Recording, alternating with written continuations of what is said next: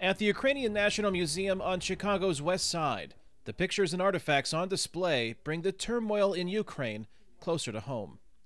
For retiree Oli Sayevich, it's a little too close to home. My brother went there first in December. He felt a deep connection with the people who were on the Maidan being the square, the main square of Kyiv.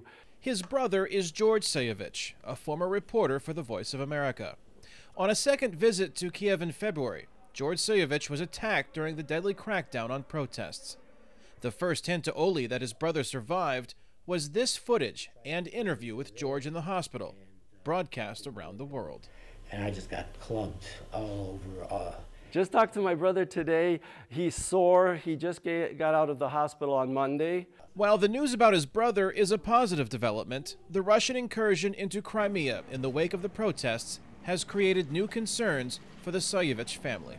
My wife's cousin's husband is in a naval base in Odessa, and at this time he is in harm's way because he's surrounded by Russian soldiers.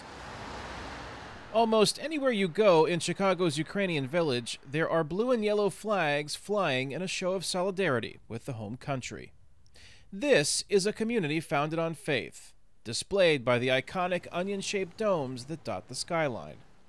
A blue and gold flag also flies below the domes of St. Nicholas Ukrainian Catholic Cathedral, but not as high as others.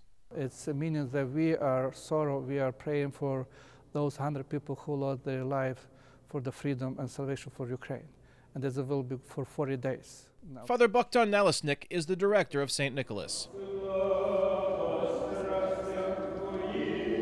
The unrest in Ukraine comes during the Christian holy period of Lent, a time of daily church services.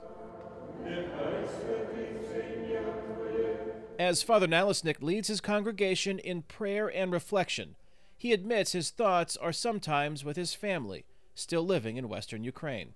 They are thoughts shared by most members of this immigrant community that number in the tens of thousands. Many are only 1 or 2 generations removed from the country they left. The Ukrainians here support whatever efforts the Ukrainians in Ukraine are doing to keep that country free. St. Nicholas business manager Phyllis Murin-Zapirnik says support from Chicago's Ukrainian community has come through donations of money, clothes for the protesters, and medical supplies. But she wishes she could do more. There's times I wish I were there, but I know there's nothing I can do. Phyllis says that in times of helplessness, the community turns to Father Nalesnik for guidance and wisdom. To give hope that everything will be okay. Like we said in church, after Friday is coming Sunday, resurrection, Father Nalesnik believes Ukraine's resurrection will come once Russian troops leave, and the Ukrainian people get the opportunity to vote on the future of their government.